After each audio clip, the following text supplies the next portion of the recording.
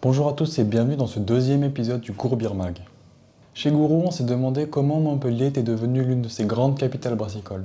Pour répondre à cette problématique, nous sommes allés voir les acteurs qui ont fait de Montpellier une véritable terre de brassage.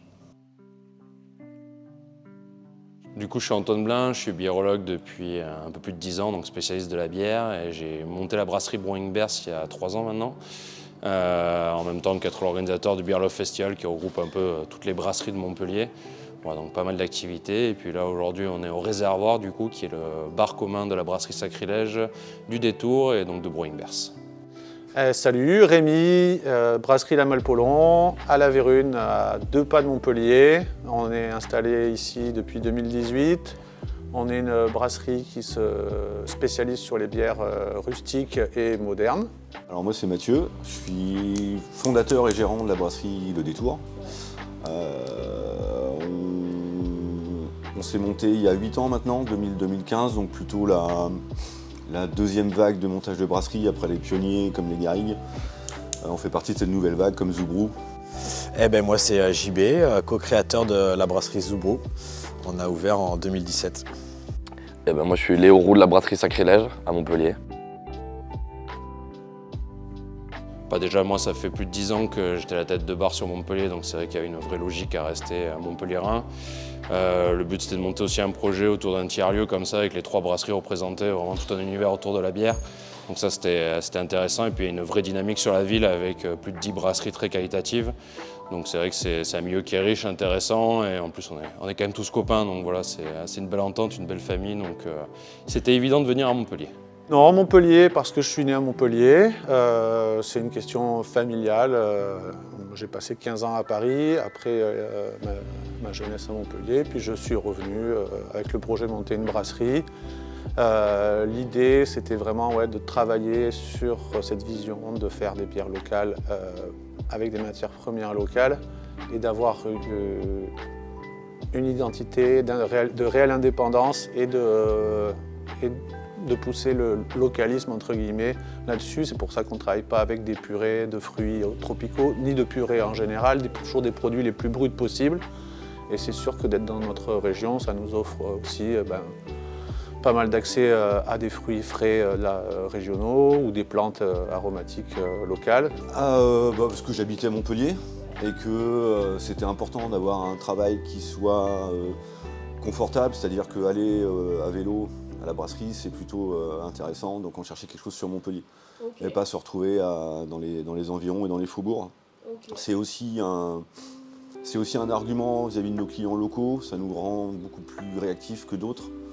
On est capable de livrer, de dépanner des gens en urgence vu la proximité du centre. Donc ça, c'est un vrai avantage. Pourquoi Montpellier? Déjà parce qu'avec Numac, avec qui j'ai créé la brasserie, il est d'ici, enfin de Prades plus exactement. C'est une ville qui montrait déjà à l'époque un beau dynamisme et qui était bien placée par rapport à Barcelone, le nord de l'Italie, qui à l'époque étaient des belles grosses régions bien dynamiques dans la bière. Et parce que la ville est attractive, quoi. Il n'y a pas forcément de raison particulière. Moi je suis né ici et mes associés avaient une entreprise, avaient la Barbotte qui est à Montpellier aussi, donc aussi simple que ça. Nous, c'est vrai qu'on souhaitait vraiment être dans Montpellier, au plus proche des bars avec qui on travaillait. C'est vrai qu'on a une emprise majoritaire d'établissements qui ont travaillé qui est autour à 20 minutes, à peu près autour de la brasserie. Et après aussi avec les 2 villes à proximité de Marseille et Toulouse, mais c'est vraiment notre zone forte. Donc on est bien, Montpellier finalement est assez central pour nous, c'est intéressant. Et avec vraiment cet objectif de proximité avec le consommateur, je pense que le local est devenu très important pour les dégustateurs de bière, et donc c'est vrai que c'est important pour nous d'être vraiment le plus proche. Donc là, on a de la chance, nous on est, je pense, le plus proche du centre-ville en termes de brasserie, et ça se ressent encore, on a vraiment cet attrait-là pour les consommateurs.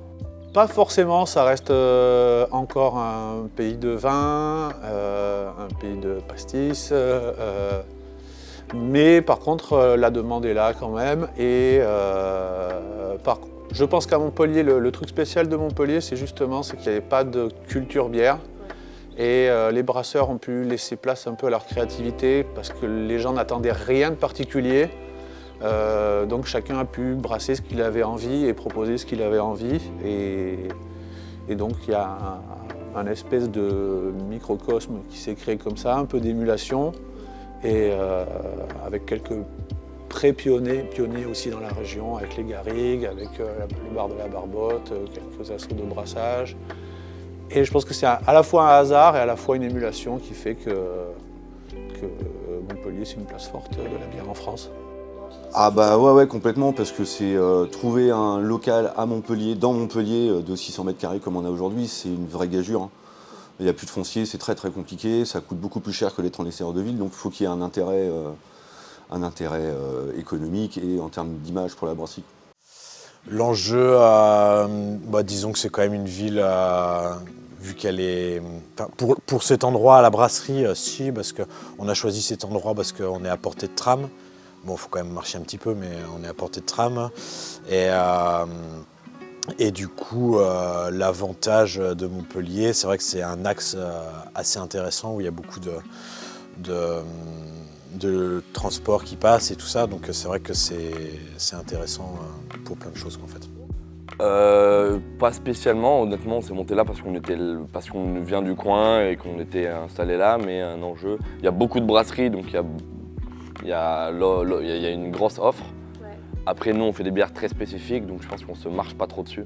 Et nous, on a la chance d'avoir une taproom sur laquelle on vend beaucoup sur place. Donc le lieu de production est à côté de l'endroit de vente. Donc ça, c'est très chouette.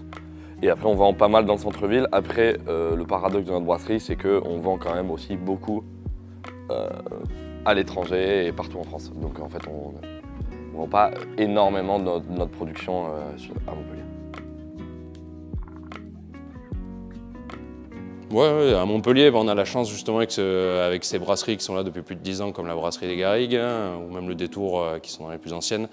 On a le public qui est vraiment averti sur la bière, ça fait longtemps qu'ils connaissent les IPA, ils connaissent même les noms des houblons et quel goût ils ont. C'est vrai que quand on reçoit les brasseries étrangères au Beer Love, par exemple, ils sont hallucinés par le niveau des consommateurs à Montpellier, parce qu'il y a plus de 10 bars très qualitatifs en ville, hein, il y a une vraie histoire autour de la bière artisanale, de la craft beer.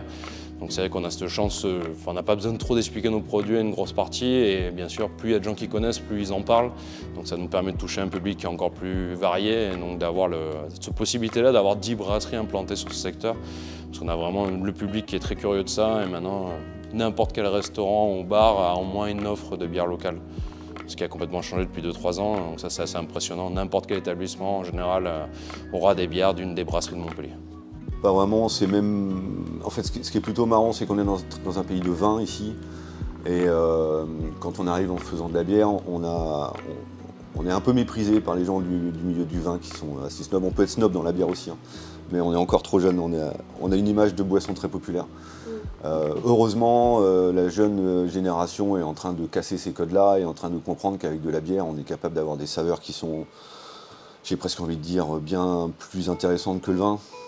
Les combinaisons sont presque infinies. Donc d'un point de vue gustatif, c'est hyper intéressant, d'autant qu'on peut travailler les bières en barrique. On peut faire des choses qui sont à la limite entre le vin et la bière. Donc d'un point de vue expérience, c'est génial. C'est un peu compliqué parce que chaque ville a un peu son fonctionnement, ses acteurs locaux, etc. À Montpellier, est-ce que c'est plus simple qu'ailleurs? Ça, je ne sais pas.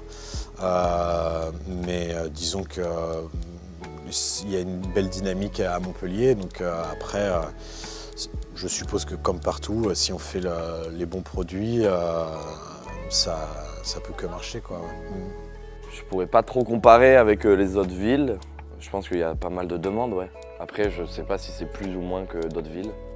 Et vu que, encore une fois, on fait des produits assez particuliers, on est vendu un peu partout. Pas spécifiquement à Montpellier, quoi. On essaie de faire des produits que nous on aime bien boire, et vu qu'on est à Montpellier et qu'il fait très chaud, on aime des produits secs, très désaltérants, pas gras, pas trop ronds. Donc on fait des produits qu'on a envie de boire l'été quand il fait chaud, quoi. Ouais, Montpellier, ça a toujours été une ville jeune, ça a un peu changé maintenant. C'est vrai qu'après, il y a Toulouse aussi qui fait partie des grosses villes où on vend pas mal toutes les brasseries de Montpellier. Donc on est dans une région qui est quand même assez dynamique, hein, avec beaucoup de gens en terrasse, et qui dit terrasse et soleil, dit bière en général. en sens large. Donc effectivement, c'est vrai qu'on a plus de volume peut-être que d'autres régions. Malgré qu'on ne soit pas dans les régions historiques, on va dire, de la bière, on voit que ça le redevient, qu'on devient une place forte. Et Montpellier particulièrement, par ce nombre de brasseries, mais surtout par sa qualité de brasserie qui est reconnue. Donc on a pas mal même de tourisme autour de ça, avec des gens qui viennent spécialement à Montpellier pour faire le tour des brasseries, ce qui est moins le cas dans d'autres régions de France, parce qu'on a vraiment cette concentration de talent, on va dire.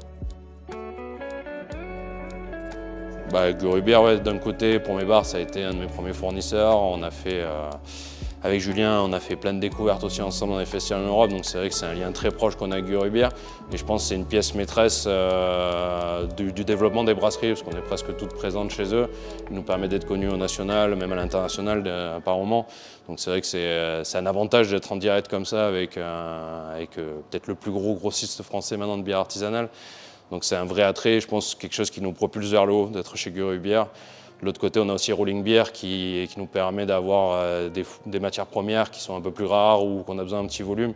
Donc je pense que c'est tout un écosystème autour de Montpellier, donc Gurubière est essentiel, qui permettent le développement de la filière. C'est un support Gurubière, c'est une très belle vitrine pour nous. C'est un partenaire avec qui on travaille dès qu'on a eu les moyens de fournir en quantité suffisante et d'avoir un besoin de distribution nationale.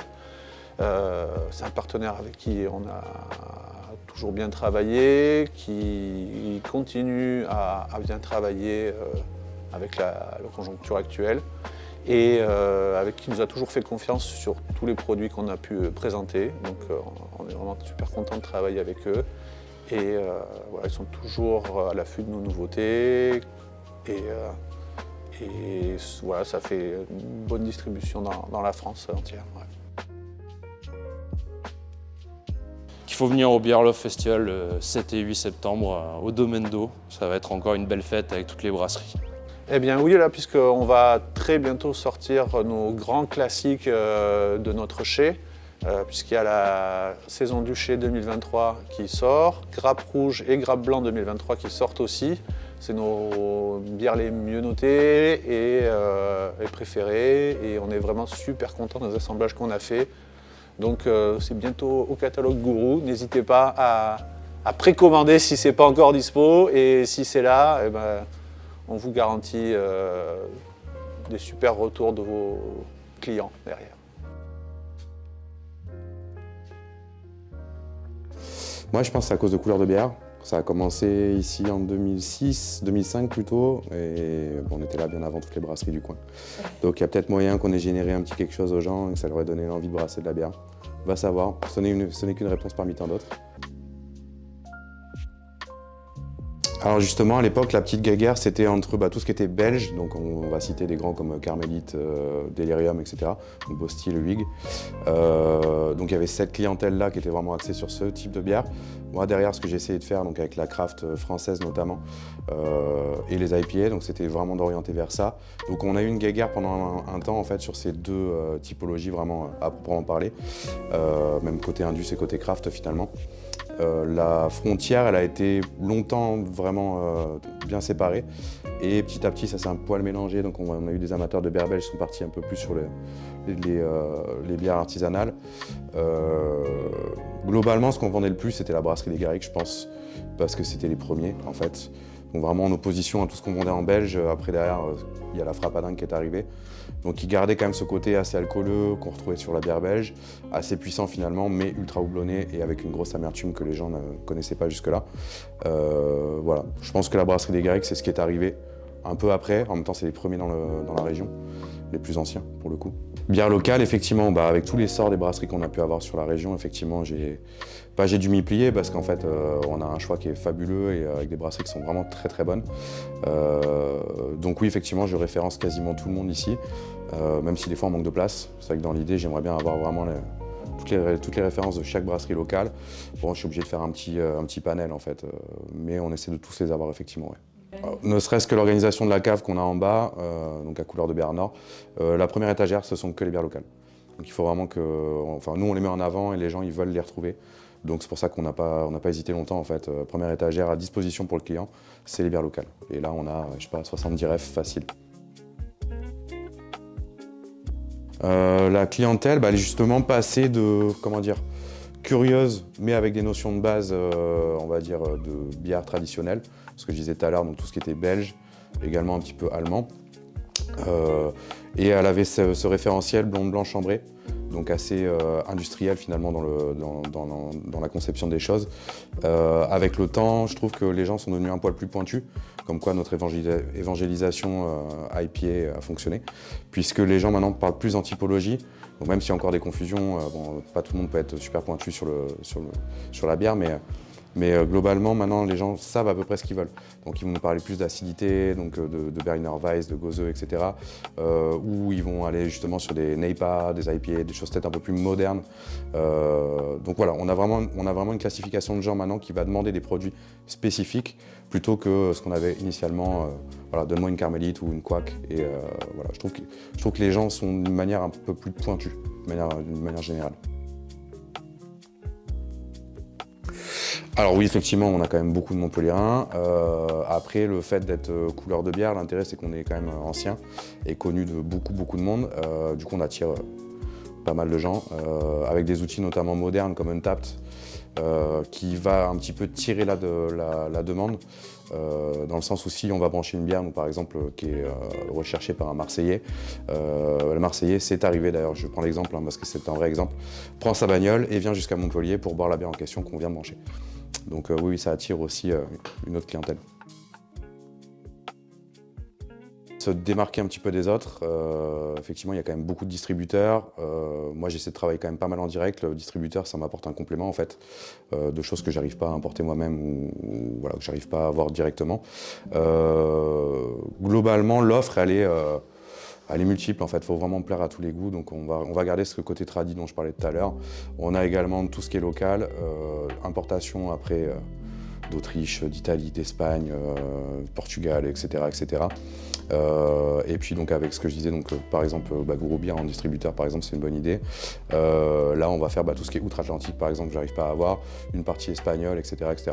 Donc l'offre elle est vraiment multiple, je pense qu'il faut vraiment plaire à plus de gens possible, tant en termes de brasserie qu'en termes de typologie de bière. Donc, il faut vraiment qu'il y ait de tout pour tout le monde, à tout type de prix, à tout type de goût au final. La consommation, c'est orienté vers quelque chose de plus sain, j'ai envie de dire. Les gens sont moins là pour se bourrer la gueule, tout bêtement. Ce rapport qualité-cuite dont je parlais tout à l'heure existe toujours, mais peut-être un petit peu moins. Donc, les gens ont compris qu'effectivement, une bonne bière, il fallait mettre le prix. On en boit moins, mais on boit plus quali, en fait. C'est comme ça que je le vois pour le moment.